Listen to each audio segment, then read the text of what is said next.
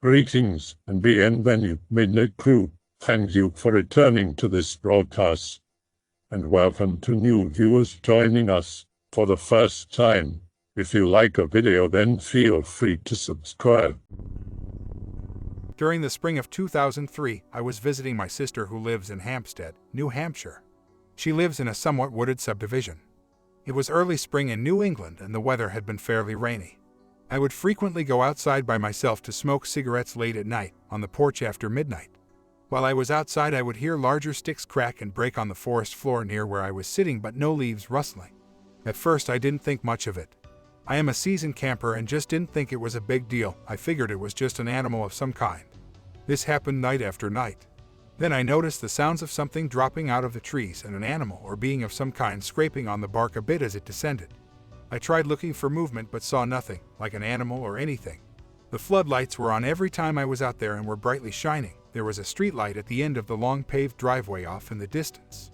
On subsequent nights I took a flashlight and tried to shine whatever animal it might be with, but that was to no avail. Even though everything was brightly lit, I saw nothing at all. I tried this night after night. The sounds were there every single evening without fail. I could hear them moving closer and closer to me the longer I was out there. During the day I looked for tracks and marks on trees or other evidence, but didn't turn up anything. I picked up sticks and broke a few to see what size stick I was hearing. I ascertained that the stick diameter was about an inch. I had my 11-year-old nephew go out in the woods to jump on sticks and see if he could break some of them, so I could check the way it sounds from where I was sitting, trying to judge the distance. He jumped on some, but because they were kind of moist, he could only break the smaller ones. He weighed only about 75 to 80 pounds. This told me that whatever it is, weighs more than that. I could break the bigger ones by jumping on them, but I weigh 150 pounds. There are no animals in that area that are really large and could break that size stick based on the test I did. Whatever it was would move in close to me, so I used the nephew to run around and make similar noises to gauge the distance in the daylight when they were at their closest. They were about 20 or 30 feet from me at best. I know there was more than one of them because I could hear one back beside the house and another one was in the front at the end of the driveway. They moved in very close to where I was and I could hear them coming from two different directions. They were not visible with the naked eye at all. I tried to take some digital photos but saw nothing discernible in the pictures. Another thing that happened, my sister didn't have any window coverings downstairs. She loved the view of the trees, and I would sit at night on her computer surfing the web and chatting online near those windows. I frequently would get the feeling that someone was watching me. I wrote it off as just my imagination. Then there was the issue of the dogs barking and howling every night real late, like they were hearing something. They were kept in crates in the basement at night. They would start their howling and wouldn't stop unless someone would go down there and make them stop. They also would look out the windows late in the evening and start barking out behind the house as though something was there. We all thought it was just another animal or whatever and wrote it off. My brother-in-law decided to keep the dogs upstairs with him at night to keep them quiet. I was outside one night very late after midnight alone. I was up on her porch near the door. I heard them coming again. The floodlights were on and I could see well into the trees because there weren't too many smaller bushes in the way. I saw nothing but still heard them. No rustling, only sticks breaking. My sis had a few planters with flowers in them on a lower landing from where I was standing. It was in the really bright light from the floodlights and was only about 8 to 10 feet from me. Some of the flowers in the planter draped over the side and hung out away from the planters. As I stood there, I watched the plants move to one side and then flop back as though something had brushed past them, only nothing was there that I could see at all. There were no other sounds, like footsteps or grinding pebbles or grit. No wind at all. When the flowers swung, and they moved a lot, not just a little. Whatever it was would have to come up the stairs to get me. I stood there shocked, sort of, and running over what I had just seen in my mind briefly, and got freaked out completely, went inside quickly and locked the door. Everyone else was asleep in the house. I looked out the side window and saw nothing. Another late evening I was on the computer and I got that feeling of being watched again. I looked into the living room from where I was sitting and I thought I saw shadows on the ceiling as though someone had walked past the lamps in there. I thought I must be just really tired and told myself it was my imagination. I decided to take a hot shower to relax before bed. The bathroom door is right across from the basement door. The basement door was closed when I went in to shower and everyone was in bed asleep upstairs with the lights off. When I came out of the shower, the basement door was open and I just closed it thinking it was a bit strange but no big deal. Then I went upstairs and I saw my 11-year-old nephew's bedroom light was on and I got scared. I went up the stairs and he was in bed dead asleep but the light was on real bright. I became afraid for the kids and went and woke my brother-in-law up. He blew me off and went back to sleep. Just then my niece woke up to let her dog out to potty, so I asked her to sit up with me for a while. Thank God she was there to sit and keep me company for a little while. What I am saying here is I believe these things were coming into the house somehow, and that's why the dogs barked and howled like they did. I am not sure how they got in, maybe through the walls, maybe the basement outside door, I don't know, but I feel they were coming in. What are these things? Aliens? Dimensional entities? Were they just watching us? Were they abducting, testing, or even hunting? I have no idea, and it's frightening. If you think about it, you realize that on the grass there are no sticks to break, so they are quiet or silent, and there they were right up next to the house. How many other houses did they go into too? Then the story goes a bit further. My sister later divorced and started dating again. Her new boyfriend and I were talking on the phone one evening recently, and the subject turned to the paranormal. I knew he was an avid New Hampshire hunter. So, I asked him if he had ever heard of anything like this. He said he did. He said that once, in November of 2003, he and 5 of his friends were out hunting on White Mountain for 1 year, and all of them were of course armed. They had set up camp for the night and made a fire. As they all were sitting around getting settled for the evening, they started hearing the stick breakers, breaking sticks all around them but not rustling leaves at all. They didn't see anything at all and couldn't figure out what it was. They did try to shine their flashlights and see what it was, but they couldn't see anything at all. All 5 got spooked and decided to turn in for the night, and when morning came they decided to move their camp farther up the mountain closer to where they knew a larger group was set up. They all decided to not talk about the event after that day, and they decided to never go back again either. I was so glad to hear that someone else had experienced the stick breakers. Now at least I know I am not nuts. I know there are others out there who have had similar experiences. I feel that this needs to be brought to the public's attention and put on record. I enjoy photographing the outdoors and try to get out at least once during each season. It was the fall of the year and I had seen several moose along the Pontic Reservoir and the Andreas River, so I decided to try and get a few photographs. I parked off of Berlin Road and walked into the woods east of the dam. I walked about 1,000 feet or so.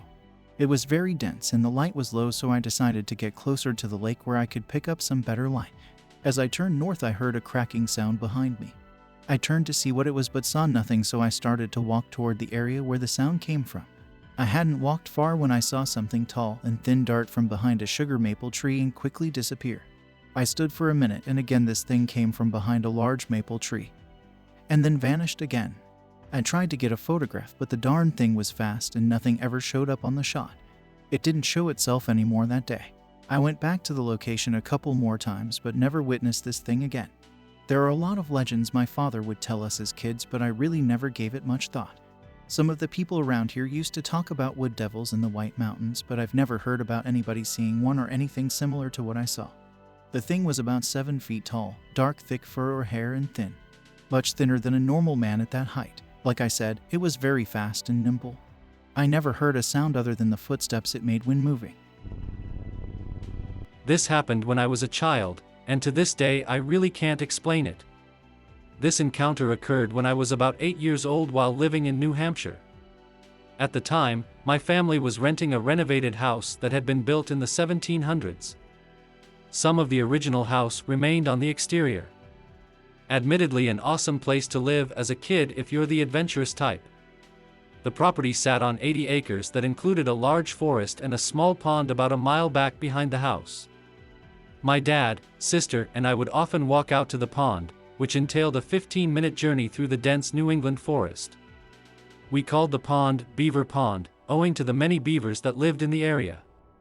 My sister is 2 years younger than I, so she was about 6 at the time. One day, the 3 of us made our usual walk to the pond in the early evening. Soon after we arrived at the pond, for some reason I wanted to go back to the house. I don't believe it was anything unusual. Halfway along the pathway home, the forest had started to dim a bit and I got uncomfortable, so I began to run.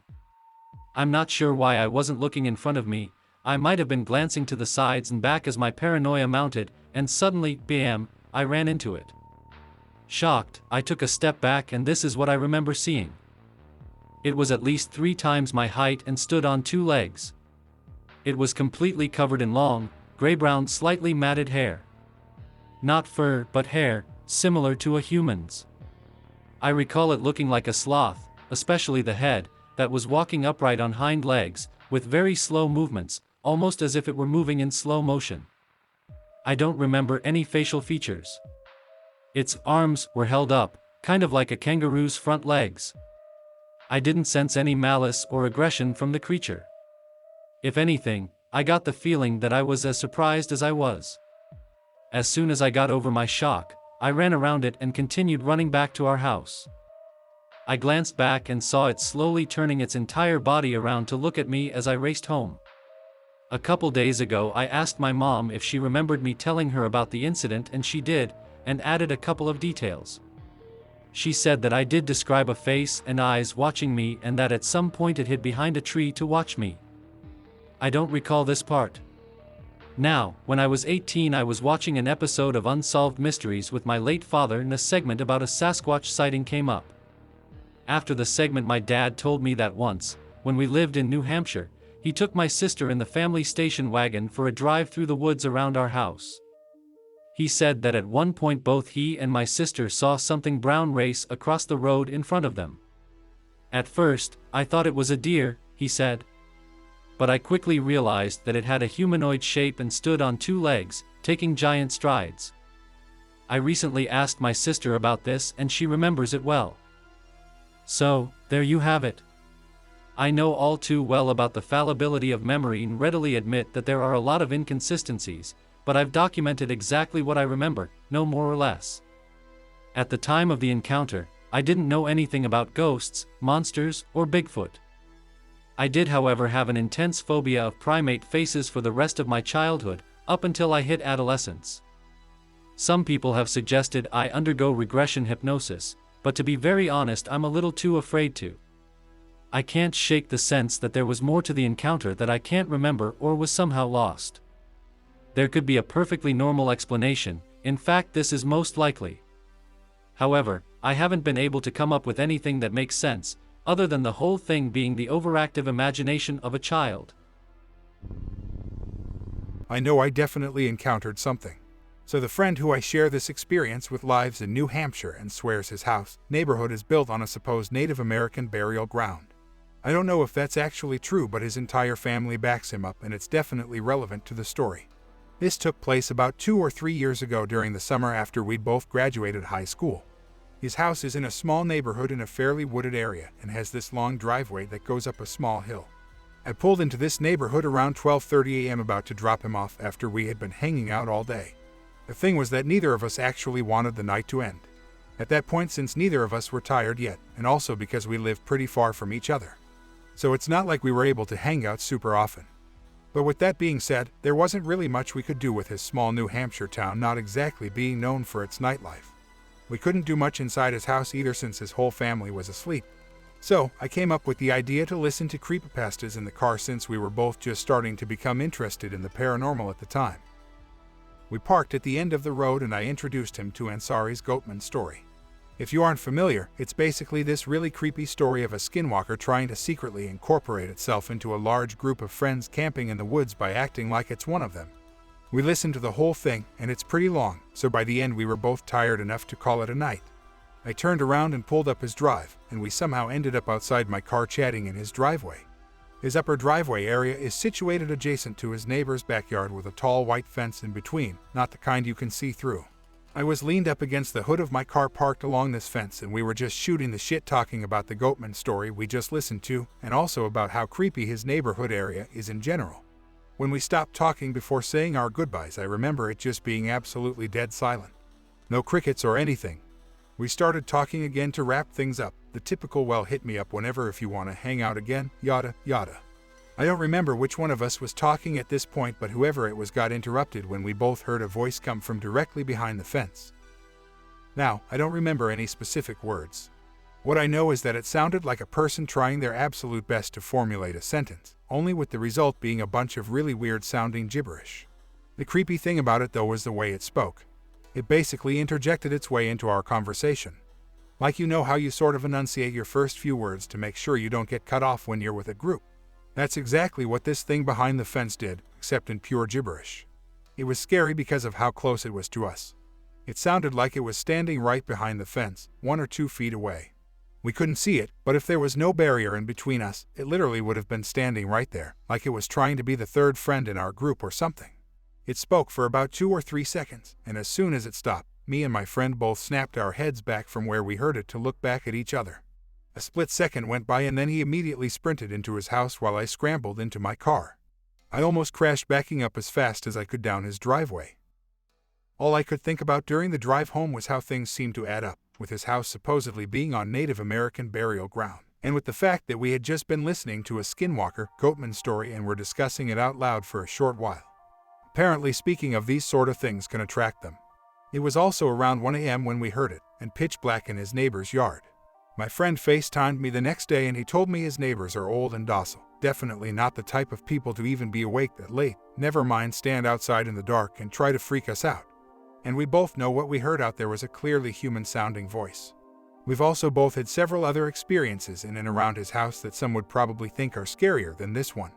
Him more so since he lives there, but for whatever reason, this voice just sticks out the most when I think of them all.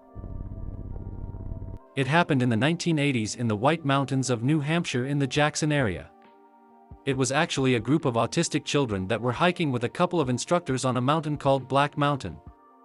One of the youngsters, I think he was between 8 or 10 years old, got separated from the group. As they came off the mountain, they couldn't find the kid. The authorities sent over 250 people to search. This is not a very big mountain.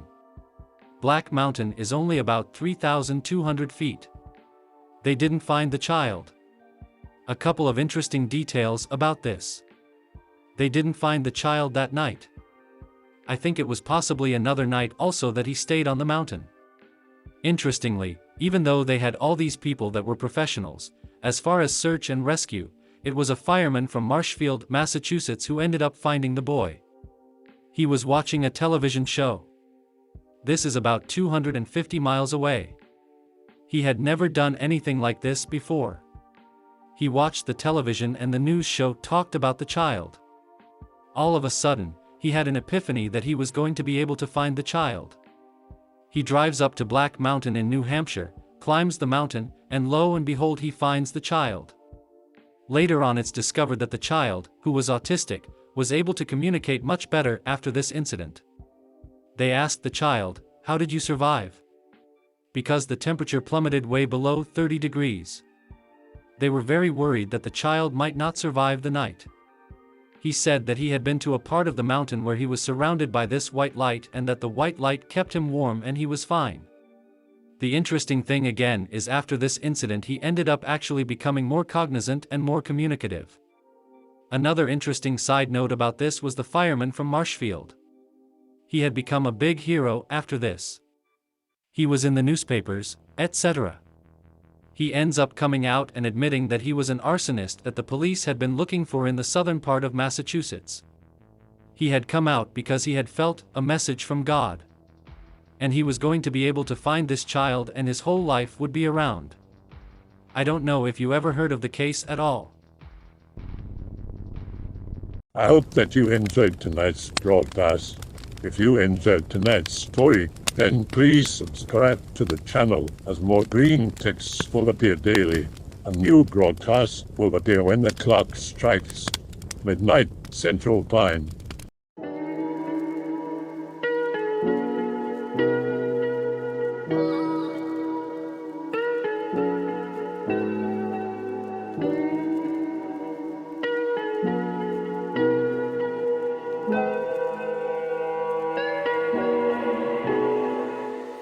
Remember to check out the Odyssey page in the description for a second archive of the channel's videos.